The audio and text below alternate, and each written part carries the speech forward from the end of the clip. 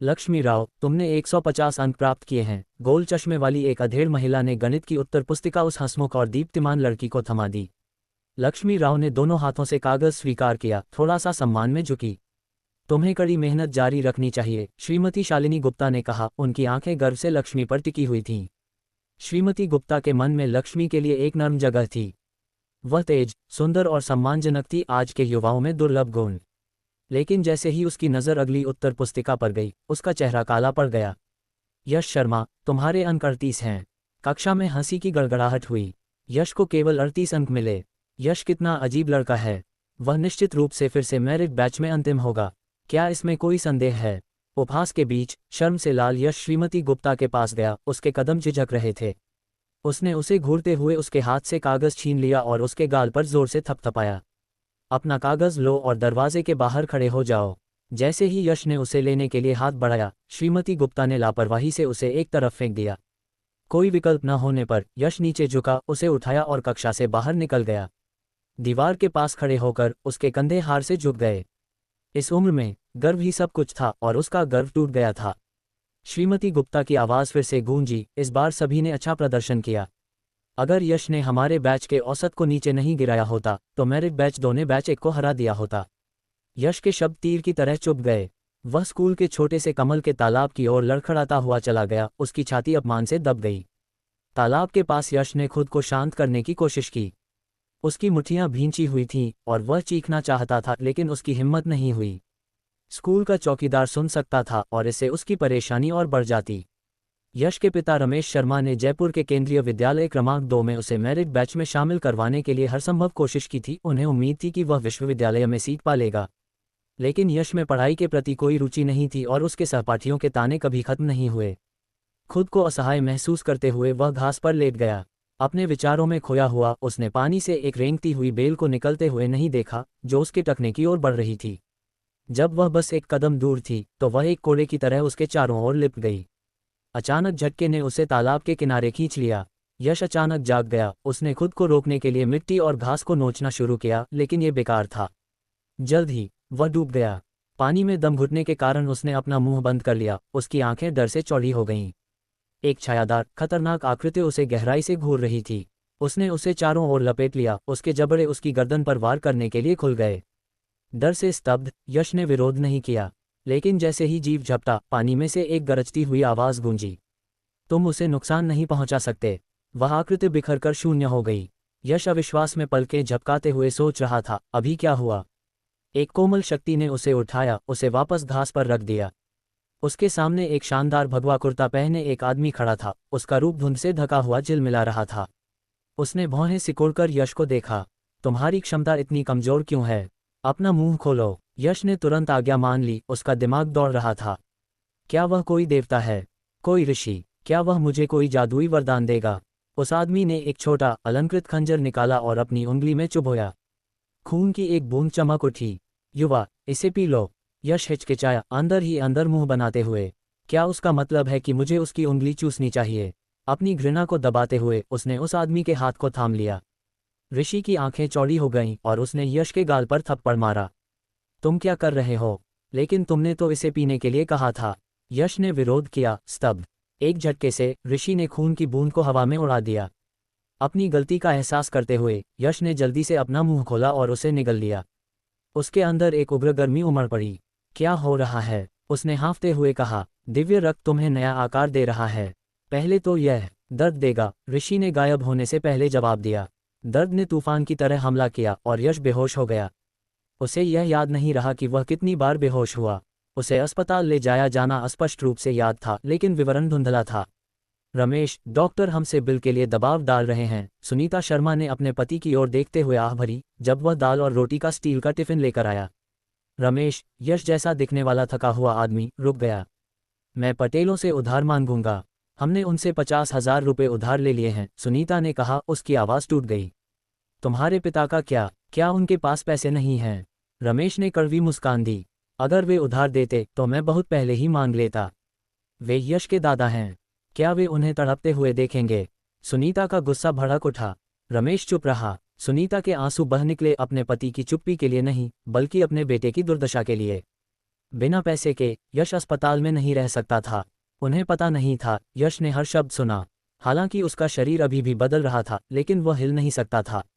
उसकी आंखों से 2 खामोश आंसू बह निकले। 3 दिन बाद यश होश में आया।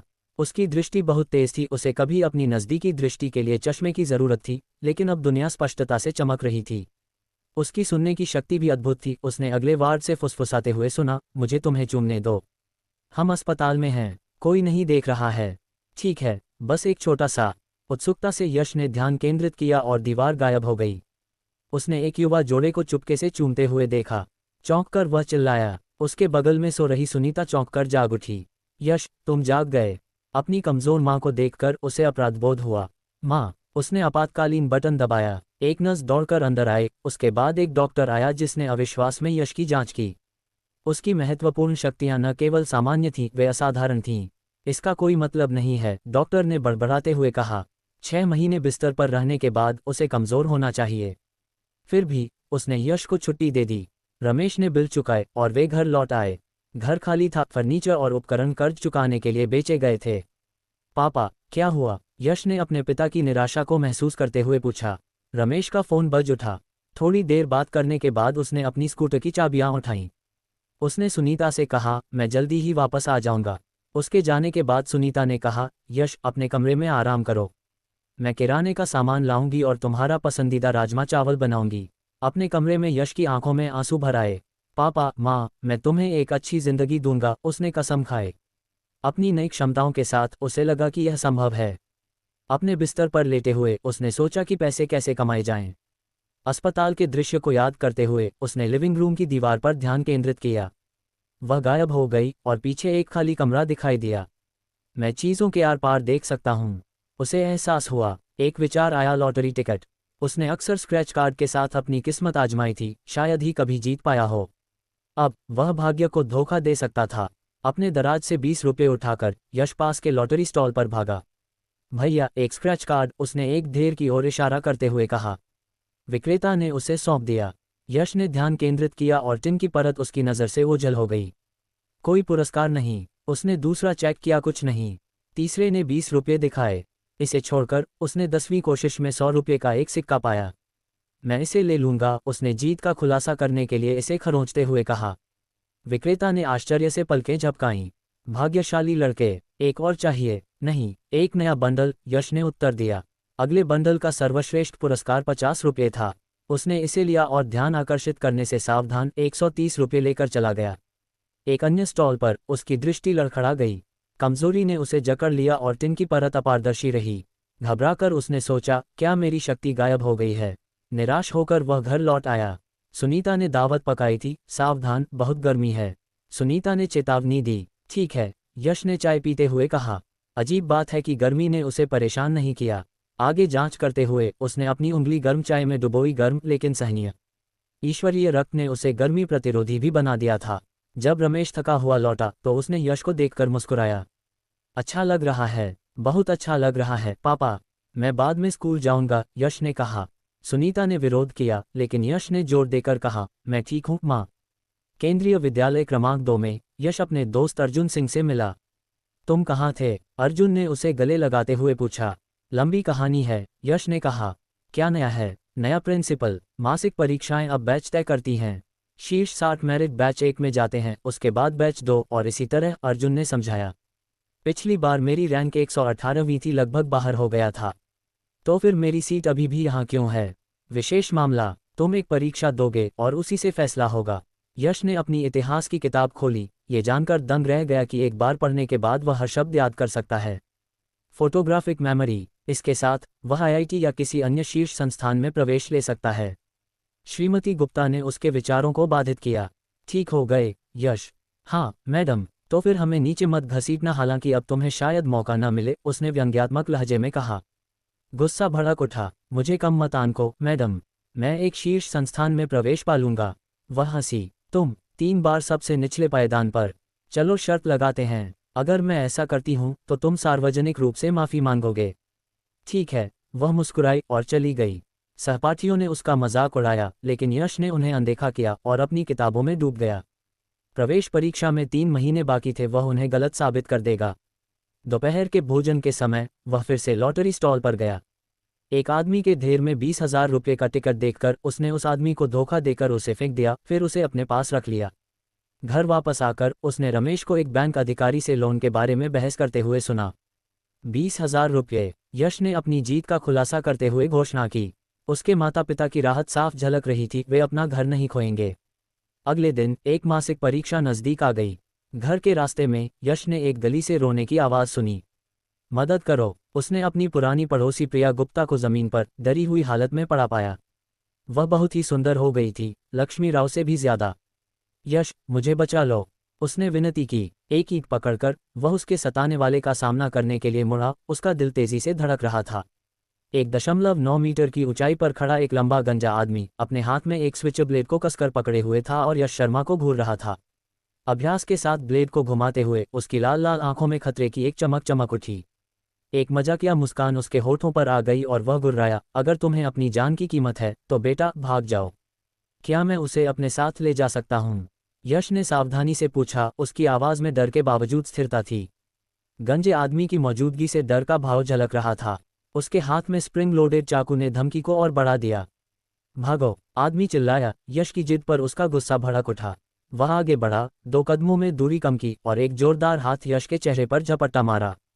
हालांकि एक स्थानीय गुंडा गंजा आदमी इतना मूर्ख नहीं था कि सीधे चाकू मार दे, अभी नहीं।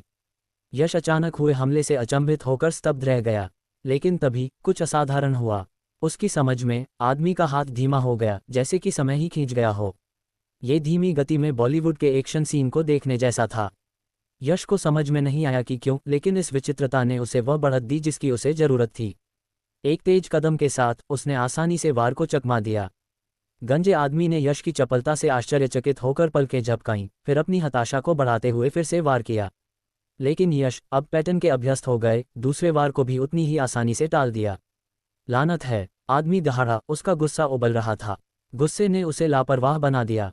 संयम त्याग कर उसने घातक इरादे से स्विच ब्लेड को सीधे यश की छाती पर मारा। क्या ये भी दिव्य रक्त है? यश ने सोचा। एहसास की चिंगारी भड़क उठी। जैसे ही ब्लेड उसकी ओर मुड़ा, उसकी सजगता तेज हो गई। उसका हाथ बाहर निकला और उस आदमी की कलाई पर सटीक वार किया। स्विच ब्लेड के आदमी की पकड़ से छूटने पर एक तेज आवाज गूंजी। उसी गति से यश की हथेली गंजे आदमी के चेहरे पर फटी। बल ने उसे लट्टू की तरह घुमाया और फिर वह चकराकर जमीन पर गिर पड़ा। चलो चलते हैं, यश ने प्रिया गुप्ता की ओर मुड़ते हुए कहा। प्रिया विस्मय से उसकी ओर देखती रही। यश, तुम इतने मजबूत कब हो गए? हम बाद में बात करेंगे। यश अपनी साइकिल पर कूदा और उसे चढ़ने का इशारा किया। बिना कुछ सोचे प्रिया उसके कंधों को पकड़ते हुए उसके पीछे बैठ गई। जैसे ही यश गली से निकलकर व्यस्त मुख्य सड़क पर पहुंचा, उसे राहत मिली। उसने जल्दी से काम किया क्योंकि उसे यकीन नहीं था कि उसकी बढ़ी हुई इंद्रियां कितनी देर तक टिकेंगी। वह देर तक रुकने का जोखिम नहीं उठा सकता था, खासकर तब जब उसकी और प्रिया की जान खतरे में हो। प्रिया, तुम वहां क्या कर रही थी? यश ने धीरे से पूछा, अपनी आंखें सड़क पर टिकाए हुए। मैं घर जल्दी पहुंचने के लिए रास्ता बदल रहा था, प्रिया ने जवाब दिया। उसकी आवाज़ अभी भी कांप रही थी। मैंने नहीं सोचा था कि मैं इस तरह की मुसीबत में पड़ जाऊंगा। तुम्हारी साइकिल कहाँ है? टायर पंचर हो गया है। मैं पैदल वापस आ रहा था। अब शॉर्टकट मत लो, यश ने चेतावनी दी। वह इलाका सुरक्षित नहीं है। मेरा विश्वास करो, मैं नहीं जाऊंगा, प्रिया ने अपनी छाती थपथपाते हुए कहा, जैसे कि अपने दौड़ते हुए दिल को शांत करना चाहती हो। तुम कहाँ रहती हो? मैं तुम्हें घर छोड़ दूंगा। सीधे चलते रहो, दूसरा बाएं, फिर लगभग 300 मीटर आगे, प्रिया ने निर्देश दिया। कुछ देर रुकने के बाद उसने कहा, यश, तुमने अभी तक मुझे जवाब नहीं दिया है, तुम इतने हुनरमंद कब हो गए? मेरे अंदर हमेशा से ही यह हुनर था, यश ने मुस्कुराते हुए कहा, थोड़ा फूलकर। मैं बस दिखावा नहीं करता। आखिर प्रिया जैसी खूबसूरत लड़की को कौन प्रभावित नहीं करना चाहेगा? क्या तुमने मार्शल आर्ट या कुछ और सीखा है? उसकी आंखों में उत्साह झलक रहा था। यह मेरा छोटा सा रहस्य है, यश ने रहस्यमय तरीके से उत्तर दिया। सच में उसे मार्शल आर्ट के बारे में कुछ भी नहीं पता था, ये सब ईश्वरीय रक्त का काम था। लेकिन वह इसे स्वीकार करने वाला नहीं था। ठीक है, प्रिया ने कहा, उसके स्वर में निराशा का भाव था। प्रिया, मुझे याद है कि तुम उस समय टॉपर थी। नंबर 1 विद्यालय में तुम्हारे ग्रेड कैसे हैं?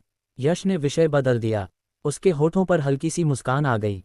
वे बहुत अच्छे हैं। तुम्हें किसी टॉप कॉलेज, आईआईटी या कुछ और में दाखिला लेना चाहिए, यश ने प्रोत्साहित किया। तुम्हारे बारे में क्या, यश?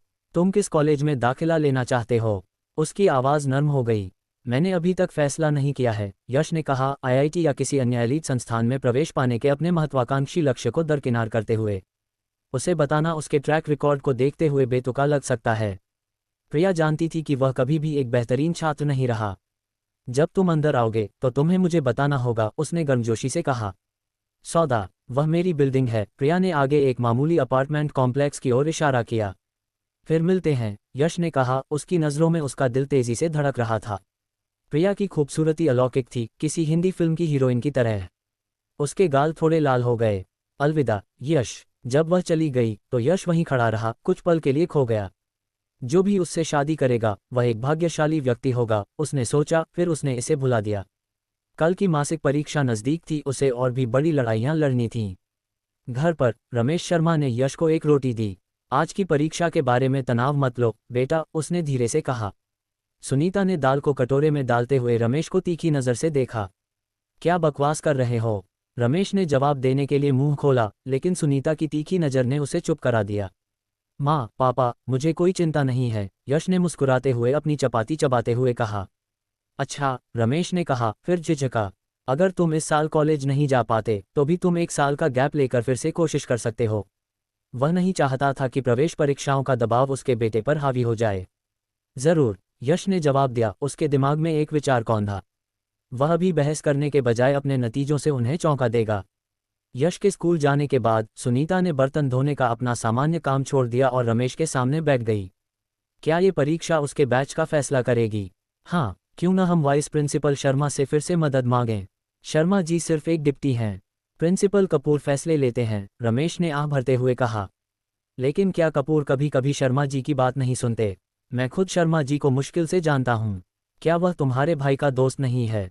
भैया अभी मुझसे बात भी नहीं कर रहे हैं, रमेश ने भारी आवाज में कहा। सुनीता की झल्लाहट फूट पड़ी।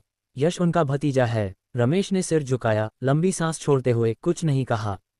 इस बीच यश केंद्रीय विद्यालय क्रमांक 2 के परीक्षा हॉल में बैठा था, उसका ध्यान उसके सामने हिंदी के पेपर पर था।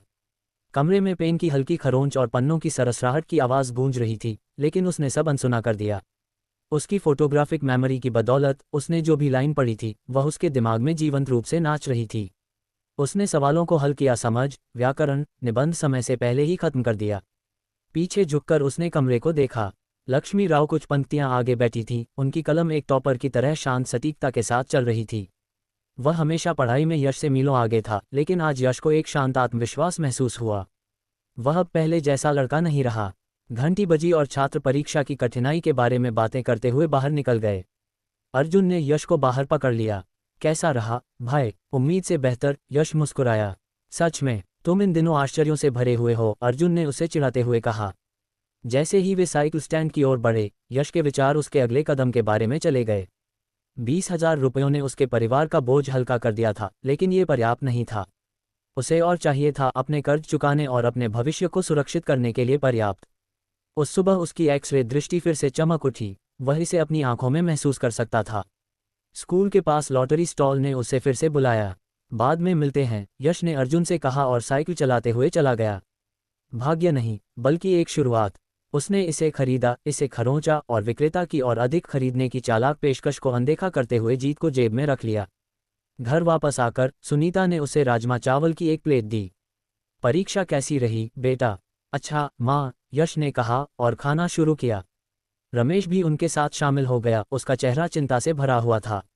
यश ने बाद में उसे सुनीता से बैंक की नवीनतम धमकी के बारे में बुदबुदाते हुए सुना, अगर वे जल्द ही भुगतान नहीं करते हैं तो जब्त होने वाला है। 5,000 रुपये उसकी जेब में जल रहे थे, लेकिन उसने खुद को रोक लिया। वह एक बड़ी रकम का इंतजार करेगा। उस रात बिस्तर पर लेटे हुए यश ने फिर से अपनी शक्तियों का परीक्षण किया। छत गायब हो गई, जिससे जयपुर का तारों भरा आसमान दिखाई दिया। उसकी गर्मी प्रतिरोध, धीमी गति की धारणा और एक्स-रे दृष्टि सभी दिव्य रक्त के उपहार मजबूत हो रहे थे। लेकिन फोटोग्राफिक मेमोरी, यही उसका शीर्ष पर पहुंचने का टिकट था। अगले दिन गणित की परीक्षा थी। अंक हमेशा से ही उसकी कमजोरी रहे थे, लेकिन अब सूत्र और प्रमेय गोंद की तरह चिपक गए थे। वह इतनी तेजी से समस्याओं को हल करता था कि खुद भी हैरान रह जाता था और फिर से समय से पहले ही काम खत्म कर देता था। श्रीमती गुप्ता ने संदेह भरी नज़रों से उसका पेपर इकट्ठा किया। अपनी उम्मीदें मत बढ़ाओ यश, वह बुदबुदाए। बस रुको मैडम, उसने मुस्कुराते हुए जवाब दिया। हफ्तों बाद परिणाम स्कूल के नोटिस बोर्ड पर चिपका दिए गए। छात्र चारों ओर जमा हो गए, हौंफते हुए और फुसफुसाते हुए। यश ने आगे बढ़ते हुए दिल की धड़कनों के साथ परीक्षा पास की।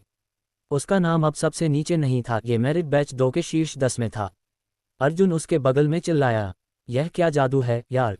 कोई जादू नहीं, यश ने मुस्कुराते हुए झूठ बोला। बस कड़ी मेहनत। श्रीमती गुप्ता पास आई, उनके चेहरे पर अविश्वास और चिड़चिड़ाहट का मिश्रण था। शीर्ष 10? मैंने तुमसे कहा था कि मुझे कम मत आंको, यश ने शांत भाव से कहा। क्या तुम्हें अब भी लगता है कि मैं आईआईटी में नहीं जा पाऊंगी? वह झल्ला कर चली गई, लेकिन यश ने उसकी आंखों में संदेह की झलक देखी। पहला कदम पूरा हो चुका था, अब असली चुनौती का इंतजार था, प्रवेश परीक्षाएं, और उसके बाद अपने परिवार को बचाने के लिए एक बड़ी रकम। हिंदी की परीक्षा का पेपर बहुत ही मुश्किल था, जिसमें कविता, व्याकरण और निबंध पर चुनौतीपूर्ण प्रश्न थे। लेकिन यश शर्मा के लिए यह कोई बहुत बड़ी चुनौती नहीं थी। पिछले कुछ दिनों में उसने 100 से ज़्यादा हिंदी अभ्यास पेपर याद कर लिए थे, व्याकरण के नियमों और विराम चिन्हों की बारीकियों में महारत हासिल कर ली थी। कुछ अपरिचित प्रश्नों को छोड़कर उसे बाकी सभी को हल करने का पूरा भरोसा था। 1 घंटे बाद यश ने पेपर पूरा कर लिया। इसे जल्दी जमा करने के बजाय उसने अपने उत्तरों की सावधानीपूर्वक जांच की, अपनी समझ में आने वाले सभी उत्तरों को हल किया और बाकी को किस्मत पर छोड़ दिया। संतुष्ट होकर उसने अपनी कलम नीचे रख दी। उसका मन पिछली रात गली में हुई मुठभेड़ की ओर चला गया। उसकी दृष्टि में गंजे गुंडे की हरकतें धीमी क्यों हो गई थीं? क्या यह उसकी एक्सरे दृष्टि से जुड़ा था? उत्सुकतावश यश ने परीक्षा हॉल में ही अपनी एक्सरे दृष्टि को सक्रिय कर दिया। दुनिया बदल गई। डेस्क के किनारे तेज हो गए और वह कागज के आर पार लकड़ी के दाने को देख सकता था। लेकिन उसके आसपास के छात्र अपनी सामान्य गति से आगे बढ़ रहे थे। शायद मेरी आंखों में कोई और चाल छिपी हो, उसने सोचा। और अधिक ध्यान केंद्रित करने पर दुनिया फिर से बदल गई। अचानक उसके सहपाठियों की हरकतें घोंघे की गति पर आ गईं, जैसे कि क्रिकेट मैच की धीमी गति की पुनरावृत्ति में फंस गए हों। यश ने अनुमान लगाया कि उनकी गति 10 गुना कम हो गई थी। 10 मीटर प्रति सेकंड की गति से दौड़ने वाला धावक अब 1 इंच की गति से दौड़ता हुआ प्रतीत होगा। इसने गंजे गुंडे के खिलाफ उसकी बढ़त को स्पष्ट किया। आदमी के हमलों की गति सामान्य गति के 10वें हिस्से तक धीमी हो जाने के कारण चकमा देना और वापस हमला करना बच्चों का खेल हो गया था। मुझे अपनी ताकत बढ़ाने की ज़रूरत है, यश ने खुद से कहा। अगर उसके मुखों में ताकत की कमी हो तो गति बेकार है। लगभग 30 सेकंड के बाद उसे चक्कर आने लगा। उसने जल्दी से अपनी क्षमता बंद कर दी, उसका सिर घूमने लगा। इसलिए ये 30 सेकंड तक सीमित है, उसने नोट किया। एक लड़ाई में मुझे इसे जल्दी खत्म करना होगा। इसके बाद उसने अपनी एक्स-रे दृष्टि का फिर से परीक्षण किया ताकि इसकी सीमा को देखा जा सके। लेकिन जैसे ही उसने इसे सक्रिय किया, एक बार फिर चक्कर आने लगा। उसे एहसास हुआ कि दोनों ही शक्तियां मेरी आंखों पर भारी पड़ती हैं। अगर मैं एक को किनारे पर धकेलता हूं तो दूसरा कुछ समय के लिए बंद हो जाता है। घंटी बजी, हिंदी की परीक्षा समाप्त होने का संकेत। यश भी बाकी लोगों के साथ बाहर चला गया। दोपहर के ब्रेक के लिए छुट्टी हो गई। उस दोपहर उसे राजनीति विज्ञान की परीक्षा का सामना करना पड़ा। घर वापस आकर यश ने पिछले वर्षों के प्रश्नपत्रों का एक ढेर निकाला और उसमें डूब गया। ज्यादातर छात्रों के लिए रटना एक खोया हुआ काम था, लेकिन अपनी फोटोग्राफिक मेमोरी के साथ उसने 3 घंटे में 1 दर्जन से ज्यादा पेपर हल कर लिए। रुककर उसने अपनी आंखें बंद की और चुपचाप उत्तर सुनाए। स्पष्टता पहले से कहीं ज्यादा तेज थी। क्या मेरी याददाश्त मजबूत हो रही है? उसने सोचा। क्या मेरा शरीर अभी भी विकसित हो रहा है? उसे ऋषि के शब्द याद आ गए। दैवीय रक्त उसे धीरे धीरे बदल देगा, जिसका संकेत शुरुआती दर्द होगा। उसकी आंखें चमक उठीं। ये सच है, परिवर्तन जारी है। इस विचार ने उसके उत्साह को और बढ़ा दिया। दोपहर में यश ने राजनीति विज्ञान का पेपर देखा। 2 सवाल उसे परेशान कर रहे थे और 3 कांप रहे थे, लेकिन बाकी उसकी जेब में थे। उसने अपना नाम यश शर्मा लिखा और काम पर लग गया। 40 मिनट बाद उसने अपने उत्तरों की समीक्षा की। वह दंग रह गया। उसे 100 में से कम 90 अंकों का भरोसा था। थोड़ी और तैयारी के साथ वह इसमें सफल हो सकता था। अपनी मुट्ठियां भींचते हुए उसने कसम खाई, 2 महीने में मैं सभी विषयों में 900 से ज्यादा अंक हासिल करूंगा। लगातार 3 दिनों तक परीक्षाएं उसके जीवन पर हावी रहीं, रोजाना 3 विषय। सुबह में गणित या हिंदी जैसे बड़े सवाल आते थे, जबकि दोपहर में भूगोल या जीव विज्ञान जैसे माध्यमिक विषयों की परीक्षा होती थी। यश अपने कमरे में दुबका हुआ था, किताबों में खोया हुआ, केवल भोजन के लिए ही रुका।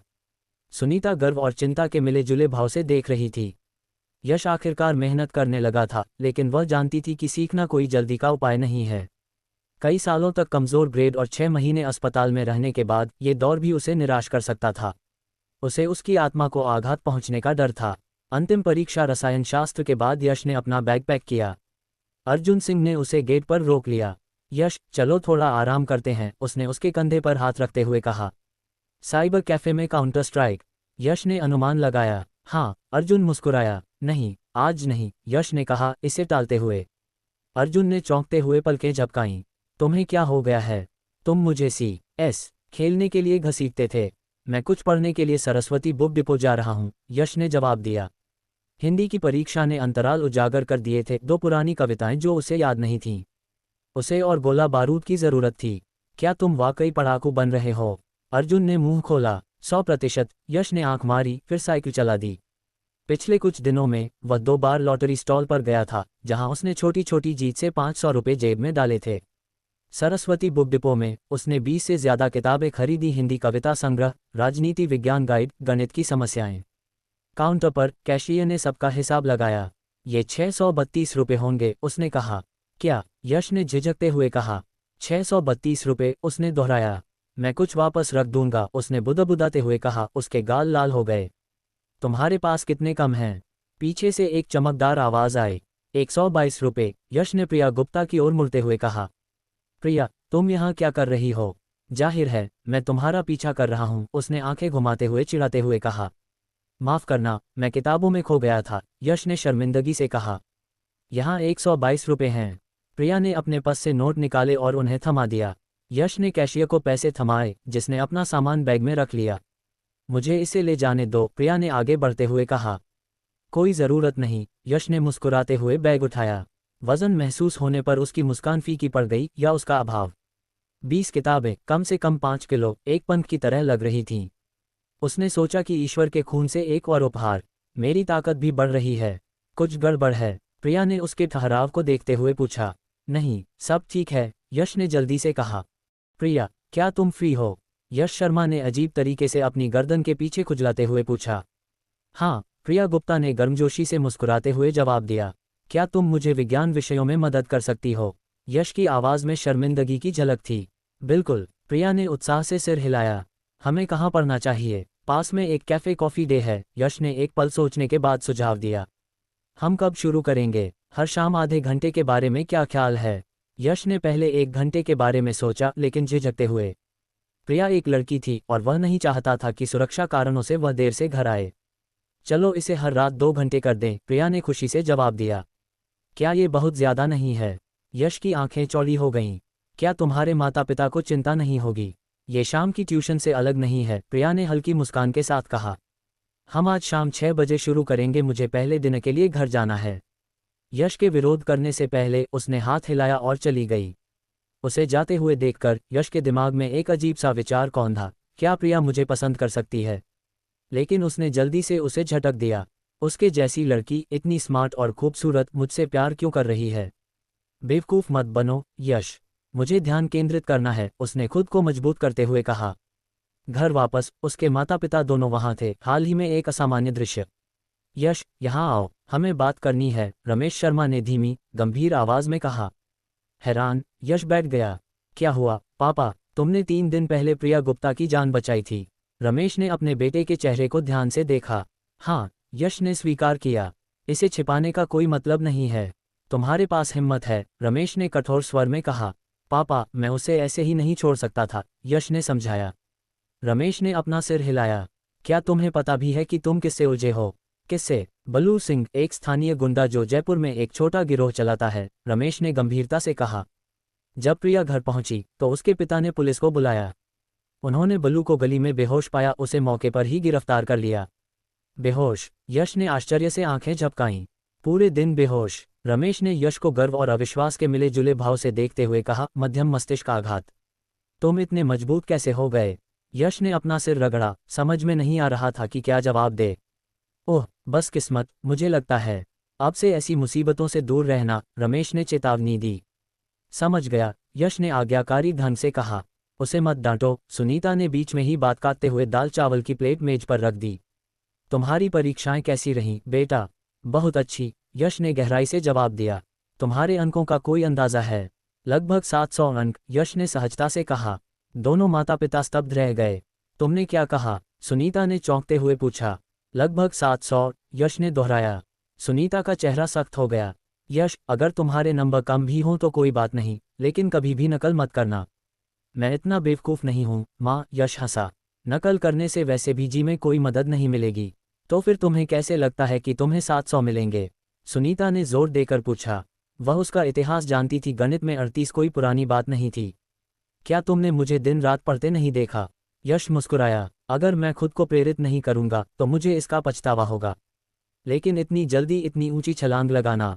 वह लगातार कहती रही। शायद मेरे अंदर कोई छिपी हुई प्रतिभा है जिसे मैंने इतने सालों में अनदेखा किया है, यश ने कंधे उचकाते हुए कहा। 6 बजे यश ने 50 रुपये लिए और घर से थोड़ी दूर एक लॉटरी स्टॉल पर साइकिल चलाकर गया। प्रिया आज रात उसे ट्यूशन दे रही थी, उसे कुछ खिलाना था। लेकिन उसकी जेबें खाली थीं। स्टॉल पर उसने स्क्रैच कार्ड का एक ढेर उठाया और अपने एक्स-रे विजन पर क्लिक किया। समय सीमा जानते हुए उसने जल्दी से स्कैन किया। 10वें टिकट पर 50 रुपये थे, बहुत कम। उसने ढेर बदले, लगातार 5 ढेर देखे, लेकिन कोई भी 100 से ऊपर नहीं था। निराशा ने धीरे धीरे अंदर घुसाया, उसके बाद हल्का चक्कर आया। उसने सोचा कि विजन अपनी सीमा पर पहुंच गया है। आखिरी ढेर उठाकर उसने उसे तेजी से खत्म कर दिया। 12वें टिकट पर उसकी सांस रुक गई। 3000 रुपये। फिर से जैकपॉट। विक्रेता को 20 रुपये देते हुए यश ने कहा, भैया, मैं इसे ले लूंगा। इसे स्क्रैच करो, देखते हैं कि तुम भाग्यशाली हो या नहीं, विक्रेता ने कहा। मुस्कुराया। मुझे पता है कि मैं हूं, यश ने आत्मविश्वास से कहा। विक्रेता ने बिना किसी परेशानी के हंसते हुए कहा। अगर हर सट्टेबाज बड़ी रकम जीतता तो लॉटरी बहुत पहले ही बंद हो जाती। यश ने कोटिंग को खुरचकर हटा दिया। मैं जीत गया, उसने आश्चर्य से कहा। कितना? विक्रेता ने झुकते हुए पूछा। आप यहाँ कितना नकद दे सकते हैं? यश ने टिकट वापस पकड़ लिया। 10,000 तक, विक्रेता ने उत्तर दिया। इसे देखते ही उसकी आंखें चौड़ी हो गईं। 3000 रुपये। एक छोटी भीड़ इकट्ठी हो गई जो विक्रेता द्वारा टिकट की जांच करने और 3000 रुपये गिनने पर ईर्ष्या से बड़बड़ा रही थी। धन्यवाद भैया, मैं फिर आऊँगा, यश ने विनम्रता से कहा, नकद जेब में रखते हुए, और चला गया। क्या मैं वास्तव में वापस आऊँगा? नहीं, बार बार जीतने से लाल झंडे उठेंगे। कैफ़े कॉफ़ी डे में यश ने एक साधारण सफ़ेद कुर्ती पहने हुए प्रवेश द्वार पर प्रिया को प्रतीक्षा करते देखा। वह शांत दिख रही थी, जैसे जयपुर के तालाब में खिलता हुआ कमल। यश, उसके चेहरे पर मुस्कान आ गई। आपको रोकने के लिए क्षमा करें, यश ने शर्मिंदगी से कहा। कोई चिंता नहीं, मैं अभी आया हूँ। चलो अंदर चलते हैं, प्रिया ने धीरे से उत्तर दिया। उन्होंने एक शांत कोने की मेज चुनी। आप क्या लेंगे? यश ने पूछा। कोल्ड कॉफ़ी, प्रिया ने कहा। यश ने 2 कोल्ड कॉफ़ी मंगवाए और वापस लौटा दिया। मेरे विज्ञान के बेसिक्स कमज़ोर हैं, उसने माना। क्या हम कक्षा 9 के भौतिकी से शुरू कर सकते हैं? प्रिया ने आश्चर्यचकित होकर पलकें झपकाईं। जी में सिर्फ 2 महीने बचे थे, यश इतना पीछे जाना चाहता था। लेकिन उसने इस पर सवाल नहीं उठाया। जो कुछ भी तुम्हें समझ में ना आए, मुझसे पूछो, उसने विनम्रता से कहा। विज्ञान में बेसिक्स महत्वपूर्ण थे और यश ये जानता था। यही कारण है कि उसने पिछले कुछ हफ्तों में उन्नत विषयों को आंख मूंद कर रटने से परहेज किया था। उसकी पढ़ने की गति बिजली की तरह तेज थी, उसकी याददाश्त की बदौलत। हर बार वह गति, बल, ऊर्जा के बारे में एक सवाल के साथ रुक जाता था और प्रिया धैर्यपूर्वक उत्तर देती थी, उदाहरणों के साथ उसे तोड़ती थी। 2 घंटे से कम समय में उसने कक्षा 9 के भौतिकी के पूरे पाठ्यक्रम को कवर कर लिया था। उसने इसे आत्मसात कर लिया था, हालांकि इसमें महारत हासिल करने के लिए अभ्यास की आवश्यकता होगी। चढ़ाई जारी है। जैसे ही उन्होंने समाप्त किया, प्रिया ने अपनी कॉफ़ी पी। तुम चीज़ों को तेज़ी से समझ लेते हो, उसने प्रभावित होकर कहा। केवल इसलिए क्योंकि तुम बहुत अच्छी तरह से समझाते हो, यश मुस्कुराया। उसने शर्माते हुए यश ने कहा, कल इसी समय। ठीक है, लॉटरी की जीत से बिल चुकाते हुए यश ने कहा। बाहर आकर उसने उसे अपनी साइकिल पर घर तक छोड़ने की पेशकश की। वह साइकिल पर चढ़ गई और वे जयपुर की शाम की चहल पहल से होते हुए आगे बढ़े। सड़क किनारे पकौड़े तल रहे विक्रेता, रिक्शे वाले हॉर्न बजा रहे थे। उसे छोड़कर यश घर की ओर चल पड़ा, उसका दिमाग घूम रहा था। जब वह अंदर आया तो रमेश और सुनीता टीवी देख रहे थे। देर तक पढ़ाई कर रहे हो? सुनीता ने पूछा। किसी दोस्त के साथ, यश ने रसोई से रोटी उठाते हुए कहा। अगले दिन परिणाम घोषित हुए। स्कूल प्रांगण में छात्रों की भीड़ से हलचल मच गई। यश अंदर घुसा, उसका नाम 8वें स्थान पर चमक रहा था, 820 अंक। अर्जुन उसके बगल में चिल्लाया, भाई, तुम तो अविश्वसनीय हो, बेट अभी भी जिंदा है। वह मुस्कुराई और चली गई। यश की छाती फूल गई। 820 एक मील का पत्थर था, लेकिन 900 लक्ष्य था। उस शाम वह फिर से सीसीडी में प्रिया से मिला। इस बार रसायन विज्ञान कक्षा 9 की मूल बातें। उसने उसे तत्वों, यौगिकों, प्रतिक्रियाओं के माध्यम से मार्गदर्शन किया। उसके सवाल तीखे थे, उसके जवाब स्पष्ट थे। रात के अंत तक उसने पूरा पाठ्यक्रम निगल लिया था। कल जीव विज्ञान, प्रिया ने सुझाव दिया। बिल्कुल सही, यश ने कहा। अगले सप्ताह तक वे रात में विज्ञान से निपटते रहे। यश की पकड़ मजबूत होती गई, उसकी याददाश्त और ताकत हर दिन बढ़ती गई। उसने 2 बार और लॉटरी जीती, कुल 5,000 रुपये जीते और चुपचाप रमेश को दे दिए। और किस्मत, पापा, बैंक का दबाव कम हो गया, लेकिन यश का काम खत्म नहीं हुआ। एक शाम जब वे पढ़ रहे थे, प्रिया ने पूछा, यश, अचानक इतनी प्रेरणा क्यों? तुम कभी इतने प्रेरित नहीं हुए। वह झिझका, फिर बोला, मैं अपने माता पिता को गौरवान्वित करना चाहता हूँ और कुछ लोगों को गलत साबित करना चाहता हूँ। वह मुस्कुराए। तुम करोगे? यश का दिल धड़क उठा, लेकिन उसने फिर से ध्यान केंद्रित किया। जेई सामने था, पैसा और सम्मान दांव पर था। कल रात को अपनी कक्षा 9 की अभ्यास पुस्तिका ले आना, प्रिया गुप्ता ने रसायन शास्त्र की अपनी पाठ्यपुस्तक बंद करते हुए धीरे से कहा। जरूर, यश शर्मा ने उत्तर दिया। उसे पता था कि 2 घंटे में कक्षा 9 की पूरी भौतिकी नहीं आ जाएगी। विज्ञान के लिए सिर्फ रटने की नहीं, बल्कि बुनियादी बातों पर मजबूत पकड़ की जरूरत होती है। कल मिलते हैं, प्रिया ने खड़े होते हुए कहा। मैं तुम्हें घर छोड़ सकता हूँ, यश ने कुछ देर रुकने के बाद कहा। कोई ज़रूरत नहीं, प्रिया ने सिर हिलाते हुए मुस्कुराया। यश ने साइकिल को आगे नहीं बढ़ाया और साइकिल से घर चला गया। हालांकि प्रिया सीधे घर नहीं गई।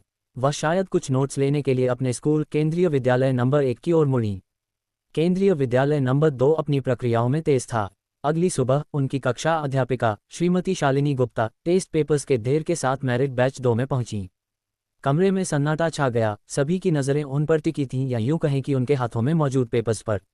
इस महीने के परीक्षा परिणाम आ गए हैं, श्रीमती गुप्ता ने कक्षा को देखते हुए कहा। इस बार आप सभी ने काफ़ी सुधार किया है। उसने कक्षा में प्रवेश किया, डेस्क पर रखे पेपर्स को उठाया और शुरू किया। अरविंद पटेल, 145 अंक। सभी ने चश्मे वाले एक शांत लड़के की ओर देखा, जो क्लास का मॉनिटर था। अरविंद ने अपना चश्मा ठीक किया और आगे बढ़ गया। तुम गणित में पूरे ग्रेड में दूसरे नंबर पर हो, श्रीमती गुप्ता ने एक दुर्लभ मुस्कान के साथ कहा। अगली बार 2 या 3 और अंक लाने का लक्ष्य रखो। मैं कोशिश करूंगा, मैडम, अरविंद ने धीरे से कहा। अरविंद एक जीनियस है। गणित में 145 पागलपन। क्या लक्ष्मी राव फिर से प्रथम है? उसे ही होना चाहिए। बकबक के बीच अरविंद ने अपना पेपर लिया और बैठ गया। रोहन कुमार, 128 अंक, श्रीमती गुप्ता ने उसे आगे बढ़ाते हुए कहा। अच्छा काम, पिछली बार से 10 अंक ज्यादा। नेहा सिंह, 131 अंक। अर्जुन सिंह, 115 अंक, उसने तुरंत बाद पुकारा। स्कोर देखकर अर्जुन का चेहरा उतर गया। पेपर लेते समय निराशा ने उसे जकड़ लिया। अर्जुन, अगर तुम यश के इर्द गिर्द घूमते रहे तो शायद तुम किसी अच्छे कॉलेज में भी नहीं जा पाओगे, मिसेज गुप्ता ने उसके पास आते ही तीखी आवाज में कहा। यश ने उसे घूरते हुए झेपते हुए कहा। अर्जुन चुप रहा, अपना पेपर पकड़ा और अपनी सीट पर वापस चला गया। यश की खामोशी देखकर अर्जुन ने उसे धक्का दिया। क्या हुआ? बहुत अच्छे मूड में नहीं हूं, यश ने बड़बड़ाया। ओल्ड विच की बातों को गंभीरता से मत लो, अर्जुन मुस्कुराया। हो सकता है कि मैं इस बार मेरिट बैच से बाहर हो जाऊं, लेकिन मुझे इसकी चिंता नहीं है। तुम 1 दर्जन मासिक परीक्षाओं में पास हो चुके हो और यहाँ रुके हो, यश ने आंखें घुमाते हुए कहा। मैं यह नहीं मान रहा हूँ। इससे पहले कि अर्जुन जवाब दे पाता, मिसेज गुप्ता की आवाज़ फिर से सुनाई दी। यश शर्मा, 38 अंक। वे अब और नहीं चुभते। श्रीमती गुप्ता ने उसे पेपर थमा दिया। अभी भी आईआईटी का सपना देख रहे हो? हाँ मैडम, यश ने दृढ़ता से कहा। वह हंसी। क्या तुम मजाक कर रहे हो? यश ने कोई जवाब नहीं दिया। उसने पेपर लिया और उसे अनदेखा करते हुए बाहर चला गया। अर्जुन कुछ कहना चाहता था, लेकिन उसे नहीं पता था कि कैसे। उसने बस आह भरी। जब श्रीमती गुप्ता ने गणित के पेपर का विश्लेषण किया तो यश ने अपनी कक्षा 9 की गणित की अभ्यास पुस्तिका निकाली और चुपचाप पढ़ाई की। आईआईटी ने हर सेकंड की मांग की, वह उसके व्याख्यानों पर समय बर्बाद नहीं कर सकता था, खासकर जब आधी अवधारणाएं उसके सिर के ऊपर से उड़ गईं। घंटी बजी और एक बुजुर्ग शिक्षक श्री तिवारी इतिहास के पेपर लेकर अंदर आए। उनके चेहरे पर एक दयालु मुस्कान थी। मुझे पता है कि आप सभी चिंतित हैं, तो चलिए शुरू करते हैं। नेहा सिंह, 76 अंक। विक्रम जैन, 68 अंक। अरविंद पटेल, 78 अंक। अरविंद ने गंभीर नज़र से अपना पेपर लिया और चुपचाप बैठ गया। मानविकी अरविंद की कमजोरी है। अगर ऐसा न होता तो वह आसानी से बैच 1 में होता। फुसफुसाहट ने अरविंद को परेशान कर दिया, लेकिन वह चुप रहा। अर्जुन सिंह, 90 अंक, श्री तिवारी ने घोषणा की, जिससे सभी की नज़र अर्जुन पर गई। इतिहास में पहले 90। कक्षा में हलचल मच गई। अर्जुन ने एक शालीन मुस्कान के साथ अपना पेपर पकड़ लिया। अभी मेरी पूजा मत करो, उसने कहा और मुंह फुलाते हुए। हम देखेंगे कि कौन किसके सामने झुकता है, यश ने नाक से कुड़ी। अर्जुन ने पलक झपकाए। क्या तुमने मुझे हरा दिया? यश शर्मा, श्री तिवारी ने पुकारा और रुककर यश की ओर देखा। 98 अंक। कमरे में शोर मच गया, अविश्वास ज्यादातर। यश ने अपना आपा नहीं खोया और पेपर ले लिया। इतिहास याद करने का काम था, उत्तर तय थे, कोई तरकीब नहीं। उसने सिर्फ याद करके इसे पूरा कर लिया था। शीट को स्कैन करते हुए उसने एक खाली जगह देखी जो उसने छोड़ दी थी। पाठ्य पुस्तक ने इसे कवर नहीं किया था, अन्यथा ये 100 होगा। अगली बार पूरे अंक लाने का लक्ष्य रखना, श्री तिवारी ने उसके कंधे पर थपथपाते हुए कहा। मैं करूंगा सर, यश ने सिर हिलाया। अपनी सीट पर वापस। सहपाठी अभी भी घूर रहे थे। यह क्या जादू है? अर्जुन ने प्रश्नपत्र छीन लिया और घूरने लगा। तुमने ये कैसे किया? याद कर लिया, यश ने फीकी मुस्कान के साथ कहा। बकवास, अर्जुन ने उपहास करते हुए अपनी आंखें घुमाईं। इतिहास में कोई शॉर्टकट नहीं, बस मेहनत करो, यश ने कहा, प्रश्नपत्र एक तरफ रखते हुए और अपनी गणित की किताब में वापस गोता लगाते हुए। अर्जुन उसे देखता रहा, पहली बार एक अजीब दूरी महसूस कर रहा था। जब सभी प्रश्नपत्र आउट हो गए तो अर्जुन ने यश के अंक जोड़े। हिंदी में 125, अंग्रेजी में 65, भूगोल में 97, जीव विज्ञान में 92, राजनीति विज्ञान में 718। वह अचंभित होकर देखता रह गया। ग्रेड लिस्ट पकड़े हुए श्रीमती गुप्ता ने भी उसके आश्चर्य को दोहराया। 722 अंक, उसने बुदबुदाया, फिर भौहें सिकोड़ लीं। यश, क्या तुमने धोखा दिया? उसे बात समझ में आ गई। 6 महीने पहले उसके 460 अंक थे। आधे साल कोमा में रहने के बाद वह 722 पर पहुंच गया। अविश्वसनीय। संदेह से भरकर वह मेरिट बैच 2 के कमरे में गई, दरवाजा खोला और पीछे यश पर अपनी नजरें गड़ा दीं। यश शर्मा, खड़े हो जाओ। यश, अपनी अभ्यास पुस्तिका में डूबा हुआ, उठ खड़ा हुआ। हाँ मैडम, उसकी आवाज़ से निराशा टपक रही थी। यश, तुमने मुझे वाकई निराश किया है। आग भड़क उठी, यश का जबड़ा कस गया। कैसे मैडम, मासूम बनने का नाटक मत करो, श्रीमती गुप्ता ने झपट्टा मारा। पिछली बार 460 के बाद 722 अंक। तुम उम्मीद करते हो कि मैं यह मानूं कि यह ईमानदारी है? पूरी क्लास में सन्नाटा छा गया, दोनों की आंखें एक दूसरे से टकरा रही थीं। मैंने नकल नहीं की, यश ने स्थिर स्वर में कहा। चाहिए तो परीक्षा हॉल में लगे सीसीटीवी की जांच कर लीजिए। श्रीमती गुप्ता लड़खड़ा गईं। स्कूल में कैमरे थे, नकल पकड़ी जा सकती थी। तो फिर समझाए, उन्होंने जोर दिया। मैंने पढ़ाई की, यश ने सरलता से कहा। हफ्तों तक दिन रात। तुमने मुझे किताबों के साथ देखा है। 460 से 722 तक कुछ महीनों में।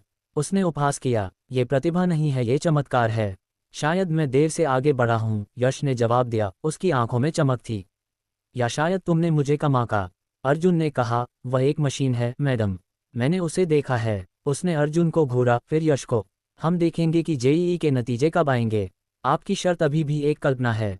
2 महीने बाकी हैं, यश ने शांत भाव से कहा। तुम्हें मुझसे माफ़ी मांगनी होगी। श्रीमती गुप्ता ने झल्ला कर बाहर निकल गईं। कानाफूसी शुरू हो गई, कुछ मजाक कर रहे थे, कुछ विस्मय में। यार, 722। अर्जुन मुस्कुराया। तुम एक अज्ञात व्यक्ति हो। बस शुरुआत है, यश ने बैठते हुए और अपनी किताब खोलते हुए कहा। उस शाम कैफे कॉफ़ी डे पर प्रिया अपनी कक्षा 9 की भौतिकी की किताब के साथ इंतजार कर रही थी। यश आया, अभ्यास पुस्तिका लेकर। तैयार हो? उसने पूछा। हाँ चलिए, गति और बल पर चर्चा करते हैं, यश ने कहा। 2 घंटे तक उसने उसे न्यूटन के नियमों के बारे में बताया, धैर्य के साथ समस्याओं को हल किया। उसकी याददाश्त ने हर सूत्र, हर अवधारणा को बंद कर दिया। अंत तक उसने कक्षा 9 की भौतिकी को समझ लिया था। अभ्यास से ये तय हो जाएगा। तुम तेज हो, प्रिया ने कॉफ़ी पीते हुए कहा। अच्छे शिक्षक, यश ने मुस्कुराते हुए उत्तर दिया। वह मुस्कुराए। कल केमिस्ट्री? हाँ, यश ने घर की ओर साइकिल चलाई, दिमाग तेजी से दौड़ रहा था। 722 एक छलांग थी, लेकिन जी के लिए 900 की जरूरत थी। उस दिन उसे फिर से लॉटरी लगी थी। 2000 रुपये बाद में रमेश को दे दिए। और किस्मत, पापा, रमेश की कृतज्ञता ने उसे उत्साहित किया। 1 महीना बीत गया, 1 महीना बाकी है। आईआईटी और उसके परिवार का भविष्य अधर में लटक गया। ये भारतीय आकर्षण स्कूलों में सीसीटीवी, जी फोकस को बनाए रखता है, जबकि यश की शैक्षणिक उन्नति और श्रीमती गुप्ता के साथ तनाव को बढ़ाता है। मुझे बताएं कि क्या आपको और चाहिए। मिसेज गुप्ता, मैं समझ नहीं पा रहा कि आप क्या कहना चाह रही हैं, यश शर्मा ने बेचैनी से अपनी आवाज़ को सख्त करते हुए कहा। मिसेज शालिनी गुप्ता की आवाज़ में क्रोध की चिंगारी फूट पड़ी। तुम समझ नहीं रही हो। मैं ये स्पष्ट कर दूं, इस बार तुम्हारे अंक इतने कैसे बढ़ गए? कम अंक पाना कोई अपराध नहीं है, धोखाधड़ी करना अपराध है। क्या तुम जानती भी हो कि धोखाधड़ी का क्या मतलब होता है? ये चोरी है, किसी और का काम चुराना। समझी? उसकी चिड़चिड़ाहट इतनी तीखी थी कि कमरे में भी गूंज उठी। सच कहा जाए तो बहुत से छात्र चुपचाप सोच रहे थे कि क्या यश के अंक सही हैं, लेकिन अब तक किसी ने भी इसे जोर से कहने की हिम्मत नहीं की। मिसेज गुप्ता के सामने सब कुछ खुल जाने से कक्षा में मक्खियों की तरह फुसफुसाहट होने लगी। यश ने उसकी आंखों में आंखें डाल लीं।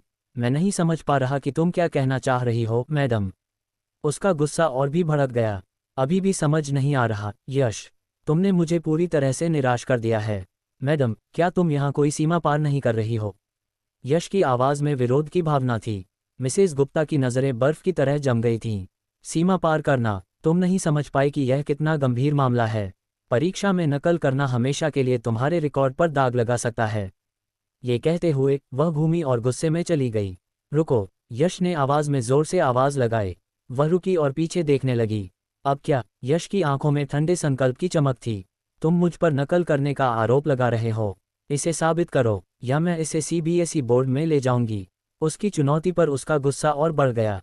पीछे हटते हुए वह झल्लाई, तुम्हें सबूत चाहिए? मैं तुम्हें दे दूंगी। वह उसकी मेज़ पर पहुंची और उसकी इतिहास की किताब छीन ली। तुम्हारे इतिहास के अंक 98 थे, है न? हाँ, तो तुमने इस किताब की हर चीज़ याद कर ली है। काफ़ी हद तक, यश ने शांत भाव से कहा। दांडी नमक मार्च का क्या महत्व था?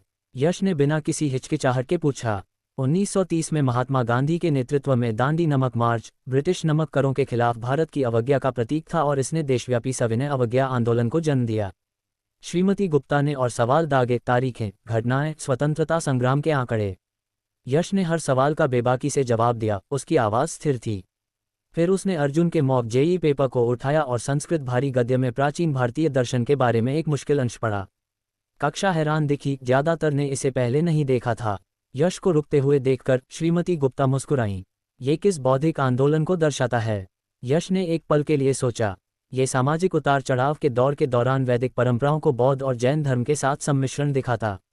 समय के साथ वे वैदिक विचारों के साथ मिल गए और एक एकीकृत सांस्कृतिक धारा बन गई। हैरान होकर वह उसे देखती रही। क्या तुमने उत्तर कुंजी पर नज़र डाली? नहीं, यश ने अपना सिर हिलाया।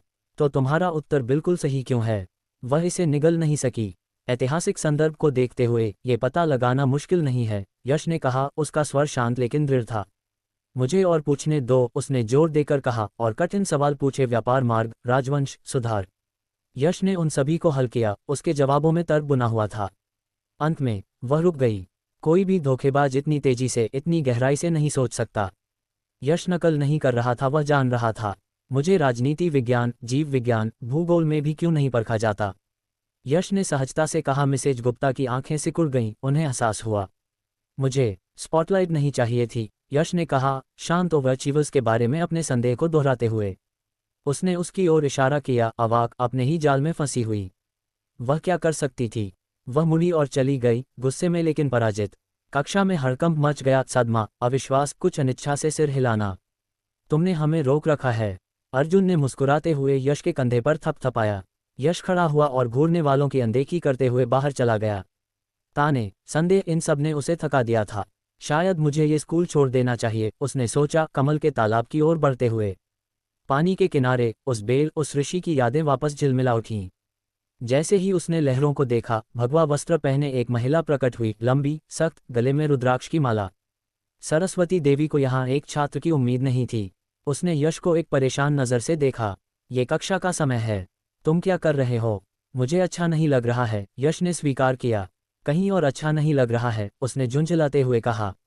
यहाँ क्यों नहीं? यश ने हैरान होकर पूछा। उसने सवाल टाल दिया। बस जाओ। क्या आप भी साधक हैं? नहीं, बस एक छात्र, यश ने नीचे देखते हुए कहा। तो फिर आपने इसे कैसे महसूस किया? सरस्वती ने जोर दिया। मैंने अनुमान लगाया। साधु और साध्वियां अपने रहस्यों से प्यार करते हैं, यश ने आधे मजाक में कहा। लेकिन तालाब का अतीत बेल, ऋषि, उसे परेशान कर रहा था। मेरा मजाक उड़ा रहे हो? पछताना चाहते हो? उसकी भौहें सिकुड़ गईं, आवाज़ तीखी हो गई। माफ़ करना, यश ने ईमानदारी से कहा। उसका चेहरा थोड़ा नर्म हो गया। अभी चले जाओ। जो आने वाला है वह बच्चों के लिए नहीं है। मैं मदद कर सकता हूँ, यश ने जाने से हिचकिचाते हुए कहा। आखिरी चेतावनी, बाहर निकल जाओ, उसने दृढ़ता से कहा। जैसे ही यश ने अपना मुंह खोला, उसका धैर्य जवाब दे गया। धीरे से जप करते हुए उसने अपनी थैली से एक पीले रंग का मंत्र आवेशित कागज निकाला। एक झटके से यह एक फ्लैश में जल गया। यश की दृष्टि धुंधली हो गई और वह बेहोश होकर गिर पड़ा। जागरण, जब यश होश में आया तो सूरज नीचे लटका हुआ था। तालाब पर एक नारंगी चमक बिखेर रहा था। उसका सिर धड़क रहा था, लेकिन उसकी इंद्रियां तेज महसूस कर रही थी, बहुत तेज।